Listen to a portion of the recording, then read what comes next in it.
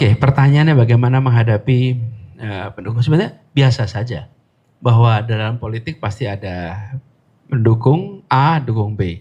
Ada masa di mana Anda mayoritas dukung A dan yang dukung B minoritas, kecil. Tapi ada masa sebaliknya.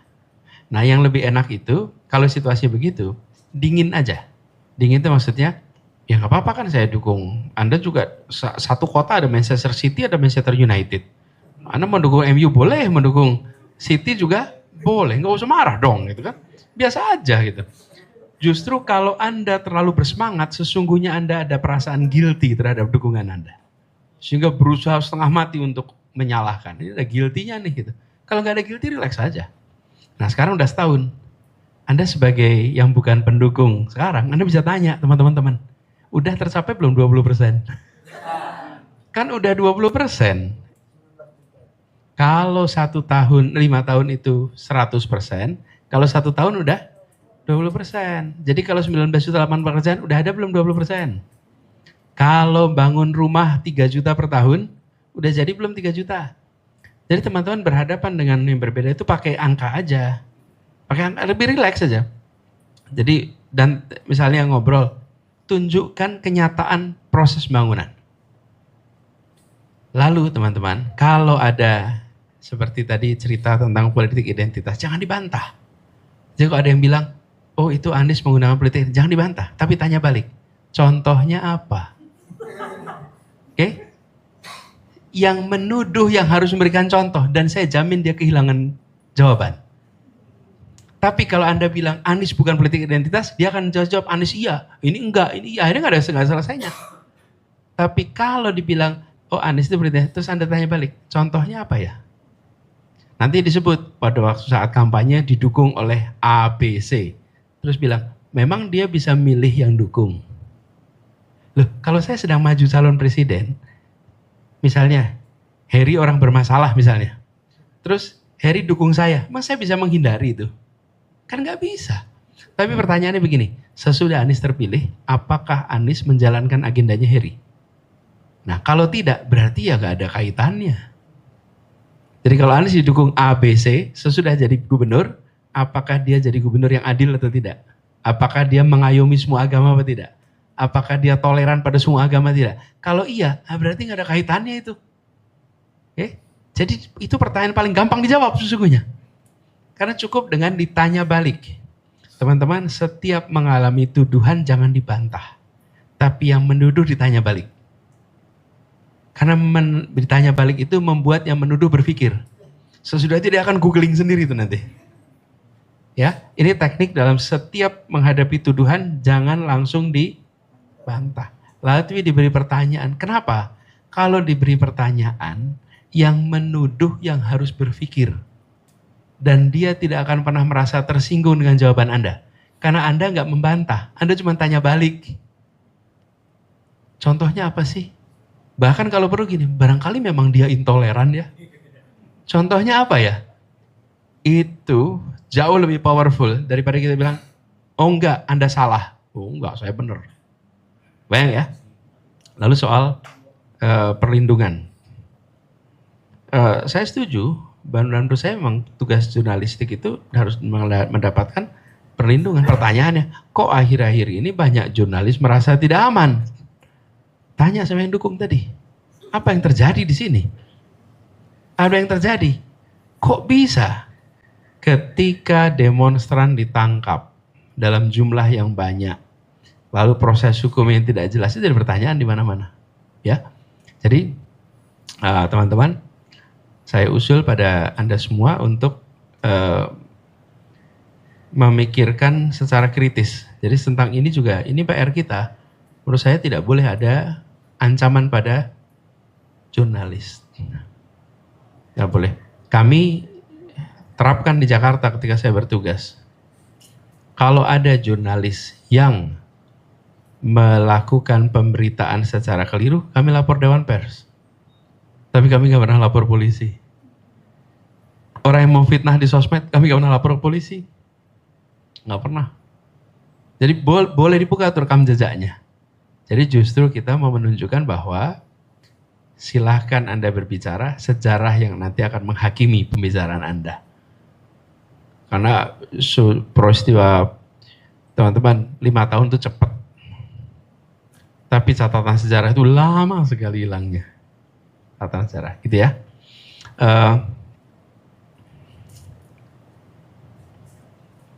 Rizka, overthinking, kemudian gimana kalau menghadapi burnout. Tentu kita semua ada kebutuhan untuk break, Rizka. Break itu istirahat, bukan breakdown ya. Kalau breakdown itu namanya patah, enggak. Take a break, ambil jeda, ambil istirahat. Badan saja juga begitu kok. Kalau tidak ada jeda, tidak ada istirahat ya badan itu gak akan kuat. Sama pikiran, perasaan itu juga kasih jeda. Nah jedanya apa? Sesuai dengan kebiasaan kita, ambil jeda. Tapi bagaimana dengan urusan yang berat? Nah kalau urusan yang berat teman-teman, berat ringan itu perasaan. Kalau urusan, karena gak bisa ditimbang. Ada bisa nimbang perasaan? Nggak ada. Kalau kursi kita bisa timbang beratnya berapa, meja bisa ditimbang. Tapi kalau perasaan, yang menurut Rizka berat mungkin menurut saya ringan. Sebaliknya, yang menurut saya berat menurut Rizka ringan. Nah, jadi makin sering kita menghadapi masalah, itu seperti otot yang dilatih. Makin terbiasa untuk menghadapi urusan yang sering dianggap sebagai berat. Semakin sering semakin tahu bahwa ini bisa selesai, ini bisa selesai, ini bisa selesai. Sehingga ketika menghadapi jadi lebih tenang. Ada masa di mana itu, woi berat betul. Tapi kemudian makin sering berhadapan karena itu, pengalaman organisasi menjadi sangat bernilai sekali. Sangat bernilai sekali. Pengalaman organisasi itulah yang kemudian memberikan pengalaman pada kita. Apa sih misalnya? Misalnya dalam organisasi ada yang marah, ada yang menyerang, ada itu ketika masih baru-baru ikut organisasi, wih kaget juga itu. Tapi ketika sudah jalan ya biasa, nanti balik lagi. Biasa itu dinamika. Tapi itu perlu namanya proses menjalani sehingga jadi pengalaman. Karena ada hikmah yang diambil, dari situ kita mendapatkan kematangan. Dan kematangan itu tercermin dalam stabilitas psikologis. Stabilitas psikologis terlihatnya di mana? Terlihat santun, terlihat sopan. Tapi bukan sopan, saya selalu bilang, pemimpin itu bukan santun. Kalau santun itu pramugari. Itu santun. Customer service di bank itu santun. Kalau pemimpin itu stabil. Nampaknya santun, sesungguhnya ini stabil. Bukan, beda sekali. Kalau yang satu itu dalam rangka pelayanan. Kalau ini dalam rangka berpikir dengan jernih. Mengambil keputusan menggunakan pemikiran yang bersih. Itulah yang disebut sebagai stabilitas mental. Kalau menjadi pemimpin harus memiliki itu. Kalau tidak, dia akan mengambil keputusan dalam kondisi yang tidak stabil. Kalau tidak stabil, konsekuensinya apa? Meletup-letup, bisa emosional, bisa keputusan sesaat. Nah itulah sebabnya kenapa proses pembelajaran kepemimpinan itu tidak pernah selesai. Jadi Rizka jangan membayangkan, oh karena Anis sudah jadi pemimpin sejak SMA, kuliah, berarti sudah selesai belajar. Enggak, sampai sekarang masih belajar terus. Leadership itu an endless learning process. Leadership is endless learning process. You learn it and learn it and learn it and learn it terus aja. Justru saya malah berkesimpulan, seorang pemimpin yang baik adalah pemimpin yang pembelajar. Karena dia selalu mau belajar soal kepemimpinan. Gak pernah selesai. Nah itulah sebabnya teman-teman kalau saya perhatikan ya, pemimpin-pemimpin yang matang, yang punya rekam jejak luar biasa, hampir semua mengalami penempaan yang serius sehingga mendapatkan kematangan luar biasa. Satu ketika saya menghadiri sebuah forum di mana yang berkumpul itu CEO-CEO. se-Asia Pasifik. Tempatnya di Hayman Island namanya. Itu semacam World Economic Forumnya Asia Pasifik. Lalu di situ ada banyak sesi. Jadi Rizka ada banyak sesi. Terus salah satunya sesi itu adalah tentang leadership. Lah yang kumpul semua leaders di sini. Yang kumpul itu leaders yang mumpuni semua. Kok ada satu sesi namanya leadership. Kan perasaan saya nih, kalau udah pemimpin kumpul ya udah nggak ngomong lagi soal leadership, betul kan? Jadi saya ketika lihat gitu, saya mau lihat nih. Saya bukan diundang sebagai karena saya leader, bukan. Saya diundang karena saya sebagai pembicara. Membicarakan tentang Indonesia di dalam forum itu. Jadi saya bukan peserta seperti yang lain. Kalau yang lain itu pimpinan perusahaan besar-besar semua. Lalu ketika saya datang ke tempat itu, ini yang datang tuh pimpinan-pimpinan perusahaan yang matang-matang semua tuh. Nunggu nih, mana nih pembicaranya ini orang. Datang pembicaranya.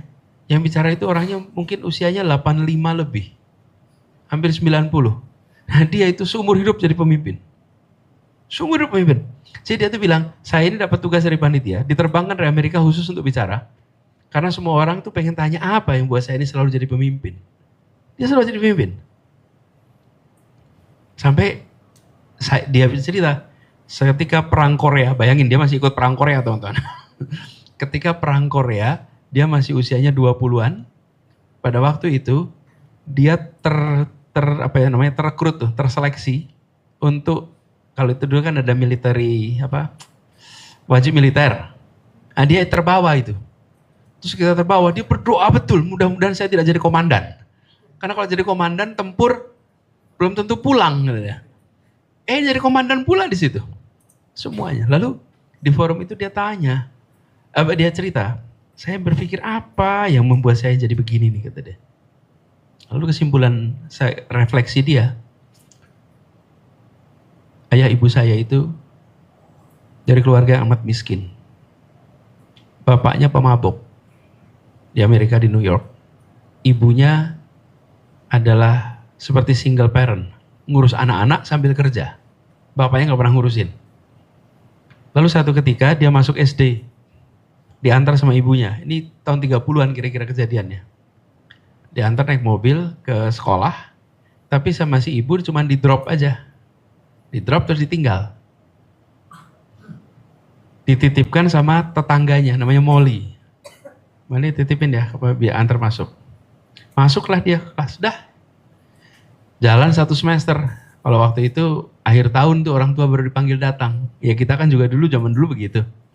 Akhir tahun datang, ketika ibunya datang ke kelas 1, sampai di sana anaknya nggak ada. Di kelas itu gurunya bilang nggak ada nama dia. Loh, anak ini setiap hari sekolah.